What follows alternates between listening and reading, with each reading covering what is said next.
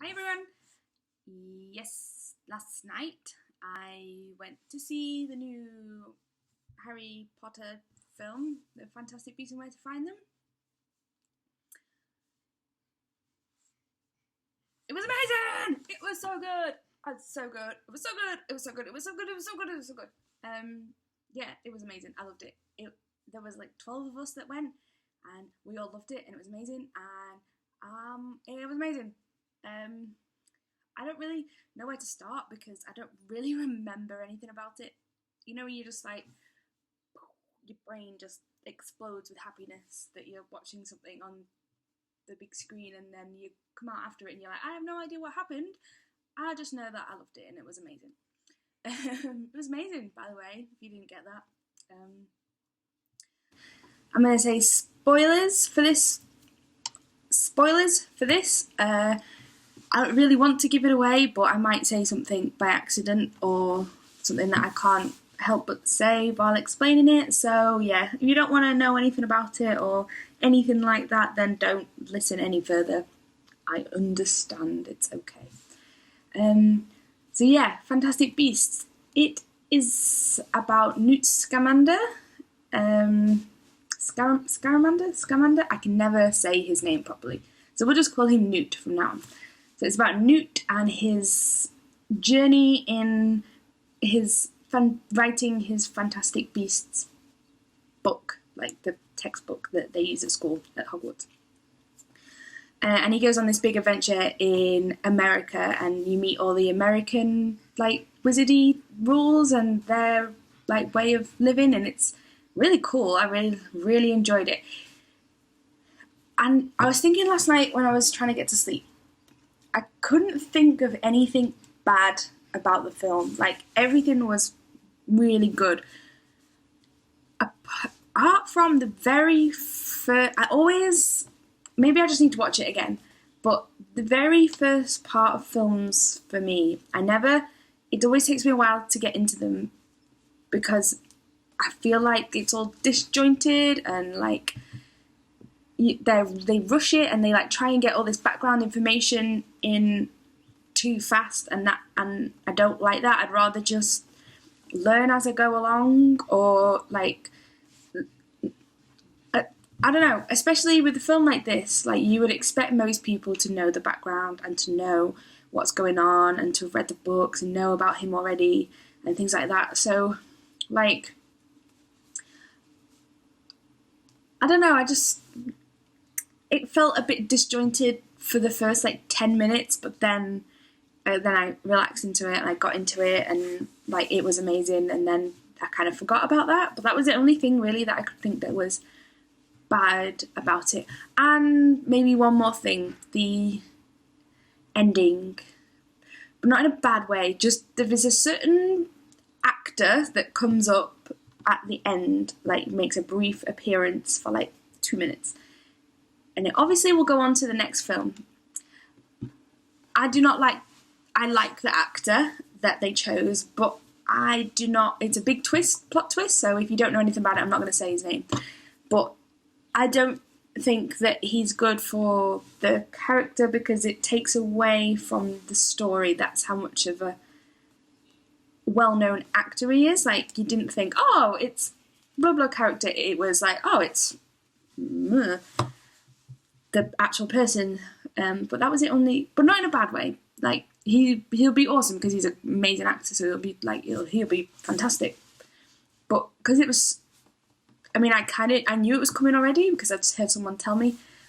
But if you didn't know it was coming, it was a bit like, oh, okay, like that, yeah, cool. And then he disappears, and like you probably won't see him until the next film. So it's like, it kind of like took you out the film. It wasn't like, yeah, it was a bit weird. But that is the only two things that I can think that is wrong about it. Everything else was just perfect. Like Newt, Eddie Redmayne, I love him. He's amazing. He's perfect, and he was perfect in this. Like I was reading an interview with him, and the stuff he did for this role, like the amount of research he did, he's like so committed, and like he got it so right. Like there's a bit in the interview, it was on Pottermore. I'll link it below. where he talks about like getting Newt's walk right and like how he like would walk because he like hunts beasts and things. And I actually noticed that. I was like, oh, like he's walking funny. I wonder why he's walking funny. And then like I realised like why he was walking like that. And then I read this interview afterwards, and I was like, oh my god, like those little details that he put in just made that film, like made that character, and he was so good. Yeah, I think they cast it amazing. Everyone was perfect in it. Ezra, I've forgotten what his second name is, but the guy Ezra, I've only ever seen him in Perks of a Wallflower and one other film, and I can't remember what the other film is. And I liked him in that. He was amazing in this. Played this. He wasn't a baddie. He's not like a dark, like evil baddie. He's like a baddie that doesn't know he's a baddie, and then it's like really he's just in the wrong place at the wrong time. That kind of baddie. He pulled it off. It was amazing. It was so good. He's just like, it was just amazing. The characters, the beasts in it, there's one bit in it where they go like into the case, so it's like been magicked to be bigger, like Hermione's purse. So they go in, and there's like his little like shed where he like has all these things, and then you go out into this shed, and there's like this whole enclosure full of these magic creatures, and like I know the film's called Fantastic Beasts and Where to Find Them, but sometimes like you don't see anything. Like I've seen a few films where it's like, oh yeah, it's called this, so you would expect there to be a lot of what the film's about, but then like there's nothing. So I was a bit worried that they weren't going to show that many beasts, like, because I knew it was going to be a series. I thought they might, like put one or two in this one, a few in the next one, that kind of thing. But they put loads in, and they were so good, and the detail in them was just like perfect. Like I think my favourite beast was the Occamy. You're going to kill me if I get that wrong. The little blue, serpenty, feathery things. Occamy? Oh, I'm going to look it up. So it's a Occamy. Occaymys. Occamys. And they're like plumed, two-legged winged creature with a serpentine body that is fiercely protective of its eggs. I think that was my favourite character, because there's a bit, right, so you all know in the trailer they all escape. So Newt's like running around after all these creatures trying to get them back in the case. So there's one bit, so you see them kind of like all escape and all go to their various little hiding places. And so Occamys, I don't think this is a spoiler. Anyway, you've been warned. Occamys, like, they grow to the size of like where they are, and there's a bit, so in the case, because obviously the case is really small, so they're like hand size, so they fit in your hand, and then he gets out and he goes and hides in this attic, and there's a bit where you see it slither through the window, and then it just goes and it just goes really huge, and then like all its feathers stick out the window, and I thought that was really funny, but I was the only one that laughed in the cinema. But there we go. But yeah, that was my favourite. The colours in it were just beautiful, and like I don't know, I thought the beasts were awesome. Like the little Bowtruckle that he has that's in his little thing, he's so cute, and it's like it's got personality. Like all the animals have got personality. They haven't just done them like as beasts. They've done them as characters, which I really like. And the Niffler's so cute. I don't want one because it would like destroy. Actually, I haven't got any coins or anything shiny, so it'd probably be a really good pet. But yeah, the Niffler was really cute, and it had a little personality, and it was like cheeky and really nice. I'm sorry, I'm gonna have to look this up again. Because the Thunderbird? No, is that what it's called? Get my trusty Pottermore. It was called Frank anyway, which I thought was an amazing name. I've called my kids. There's so many kids. I haven't got any children. One of my pets, my pet rat, was called Frank. Thunderbird, I was right. I don't like that name because it reminds me of the Thunderbirds, but there we go. The Thunderbird, Frank, was so pretty, and like he's like this big. Is he half? What is he? Is he half lion? Yeah. Okay. So it's like an eagle. So it's like really big. It's got huge wings, and then it's got like two wings like by its legs, and then it's got this really long like twin tail. And they can sense danger, and they create storms and things like that. And the like it's in the trailer, so it's not a spoiler. But there's a bit where it bursts out of the case, and it was just like, whoa, that's amazing. And there's a bit, it's so cute, where he's like stroking it, and he's like putting his face on it, like on its beak. And this is another thing that I have real trouble with CGI and human interaction. Like, I think it looks so fake, and I don't think we're there yet in technology to make you believe that it's not real. Like, I haven't seen a film yet where I've gone, oh, that's a real animal. Do you know what I mean? Like, you can tell it's fake. And I think when humans like interact with the CGI, like you can tell like they're not quite touching it and stuff like that. But this film, and I could tell that it was CGI, but Eddie Redmayne's acting and the way he interacted with it made me believe that they were real. Like, it was really good. Like, there's a bit where he like, yeah, where I was saying like he puts his head against him and he's like sad because like, right, spoiler, he's sad because he has to let Frank the Thunderbird like go, and he's like become quite attached to him, and like you can see it in his brain, in his like eyes, that he's really sad. And I think most actors don't have that connection because it's CGI and they've not like bonded with the animal as they've been like in the film, kind of thing.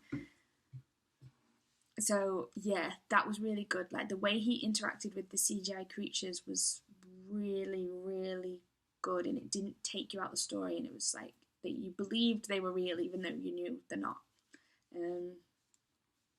Yeah. Oh, and can't remember what all these animals are called. The I begins with M. Oh, the Demiguise. Oh my god, the Demiguise is so cute. I love him, and like so they can see like the immediate future, so they know what's going to happen, like 10 seconds before it's going to happen or whatever. There's a bit in it where there's a bit in it where he like his eyes glow and he like sees the future, and he's so cute, and he like protects them, and like he's like looking out for them, and it's so it's really cute, and I really want one. What else was in there? Alchemy. The Billywigs. There was Billywigs everywhere. I really like Billywigs. I have no idea what they do. They're like little grubby things with like propellers, and they just fly around. I just think they're awesome, and they look really funny. And they weren't really like an integral part of the story, but the fact that they were in there and they were just like flying around like little birds, it was really cool. And there was I forgot what they're called. They're like little. No, can't remember. But they're like little like birds. They're like that shape, and they've got a really long tail. They had them in them.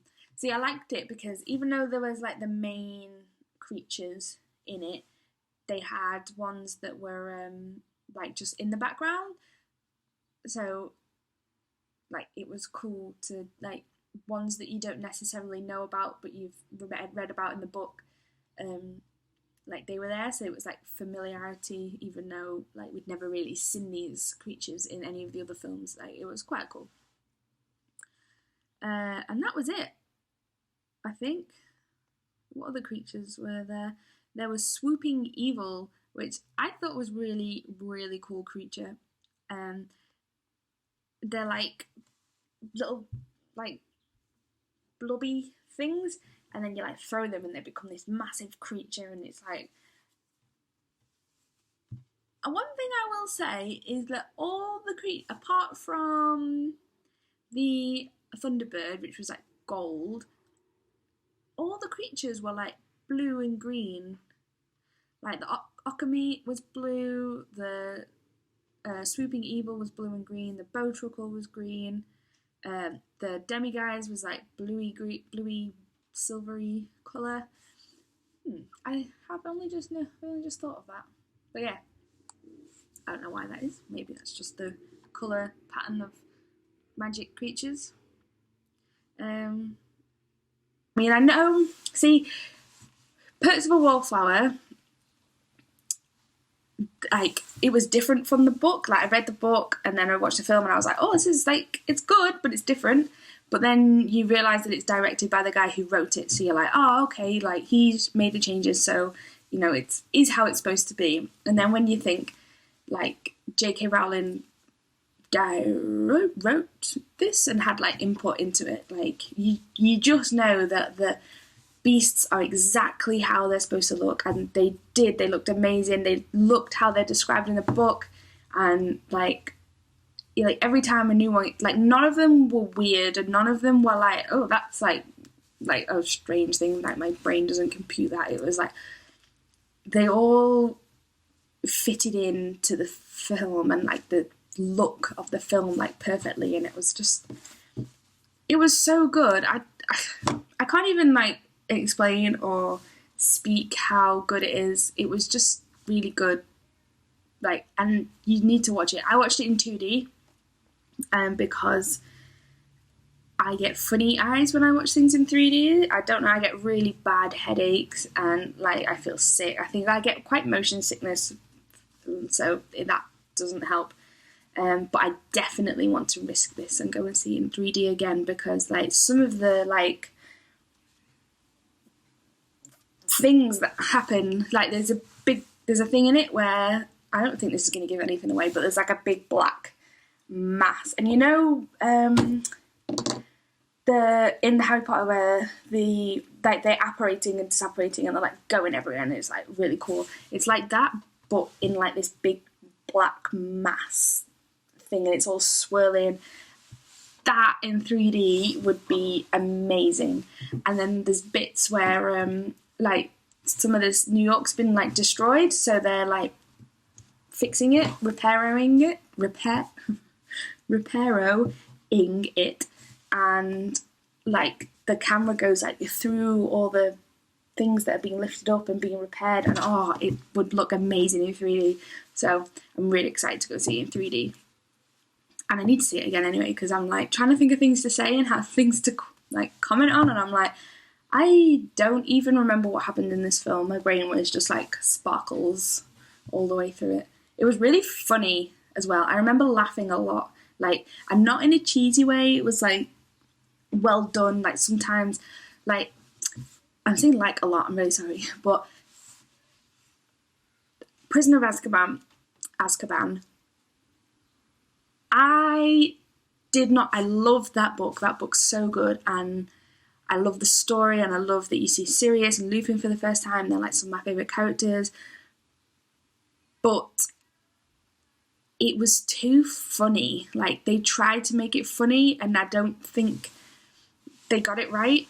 Like, I didn't like that. And like every time I watch it, like the bit where Harry like falls into the mirror on the night bus and things like that, and some of the one-liners that people have, I don't know. It's just not like I feel like it's a bit disjointed from the rest of the films. Like, it doesn't quite fit in. It was like trying to be something that it's not, because it's not funny. It's not funny. Like, there are funny bits in it, and I think the rest of the films do it really well, where they do have a bit of light humour in. But this was like, I don't know. I just didn't really. But it wasn't like that. Like, it was like the rest of the films. It fitted in. It was serious, and it was quite dark. It was quite a dark film. It was, which I really love. I love dark films that have like real, like, it's not all happy and like la la la la, which you know, Harry Potter was at the very beginning. Like, I like how they progressed, but they kind of like, they've kept it dark. Yeah, it's really cool. I really like how they've gone back in time, like not just Newt's story. Like, I think there's going to be a few films, I think I've read somewhere, but like it's not just Newt's story. They've got Grindelwald, and like they'll have Dumbledore. Like, there's a bit of a mention of Dumbledore, not a lot, but like he was mentioned in the film. Like, I'm excited to see the next few films and how they're gonna like do that story, because I know you see Albus's like story in the books, and you get a bit of background history with him and Grindelwald and stuff in is it the Heart? No, in the Deathly Hallows. Yeah, you see more of like his story, but it'll be really good to see how they elaborate that in the films. If they do, I hope they do. Yeah, and I'm like not annoyed that they've done these films. Like, sometimes like they make films and then they do spin-offs, and it's like, oh, you're just trying to milk it now. Like, even Star Wars, I love Star Wars probably as much, probably a little bit less, but just as much as I like Harry Potter. And like, I'm really looking forward to Rogue One, but I'm like, oh, like, come on guys, you're kind of milking it a bit now. Just stick to the main story. That's what we want to see. I mean, I bet it's going to be amazing and it's going to be fantastic and I'm going to absolutely love it.